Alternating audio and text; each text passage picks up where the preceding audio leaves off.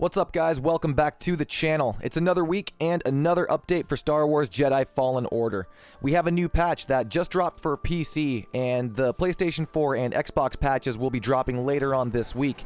We have the patch notes, and we're going to run through them right now. If you're a new viewer to the channel and you want to stay up to date on both Battlefront 2 and Jedi Fallen Order, consider subscribing, and don't forget to give this video a thumbs up if you like today's commentary. Now, this patch seems to focus on a lot of problems that were found by players during their initial playthrough of Fallen Order. They were glitches or bugs that were found by the player and then communicated to Respawn Entertainment. So if you found one of these glitches and tried to tell Respawn about it, well done, you've probably helped facilitate these changes.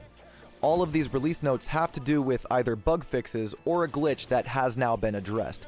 It's all quality of life, so we should not be expecting any new content or new content features in this patch. But with that, let's jump right into it. Going right down these release notes, first, there was an issue that would sometimes cause BD1 to turn invisible after completing Bogano. This has now been fixed, and you should be able to see BD1 again after completing that point. Next, the force bar, which indicates how much force power you have left, has had its color switched, which should make it easier to read now. On the planet Ilum, there was a wall that we could glitch through, and that will no longer happen. And on Zepho, there was a problem that was stopping the Spire of Mictrol from being raised at that point in the game, which has also been fixed.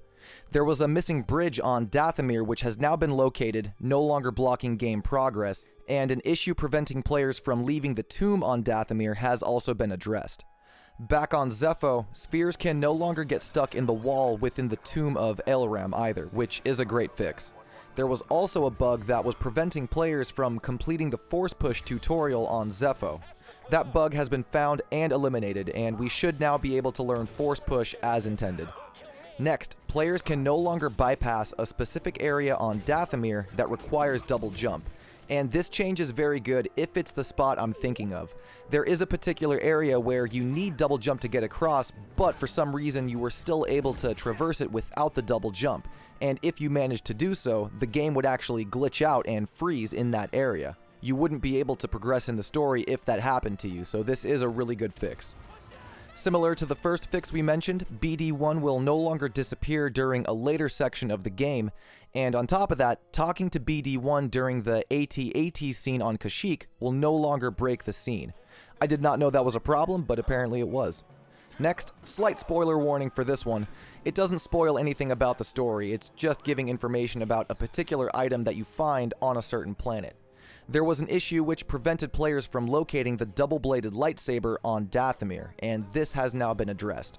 There have been improved collisions on both planets Bogano and Ilum, and there's also been an issue fixed which would cause the player to die at the same time as another character. There's a spoiler warning there on that one, so we won't talk about that one much more, although it might have something to do with this next note, which says, fixed an issue which would cause parts of the level to become affected by lightsaber throws during one of the fights with a particular boss. After another boss fight, specifically on Dathomir, there was another issue where the player would become stuck after defeating that boss, and that has also been fixed.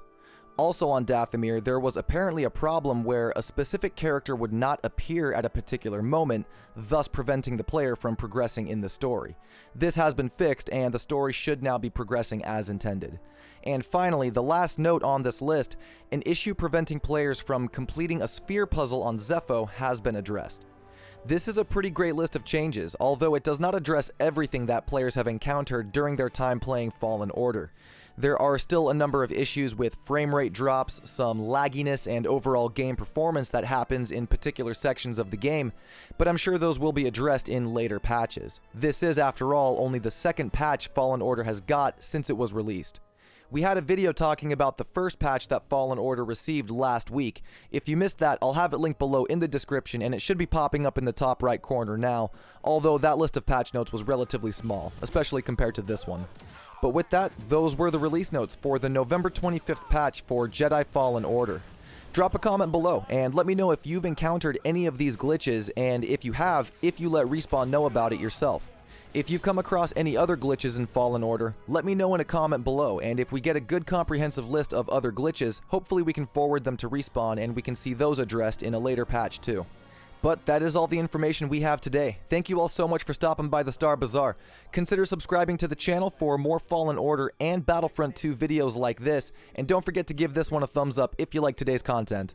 I'll see you all out on the battlefront, and may the Force be with you. Peace.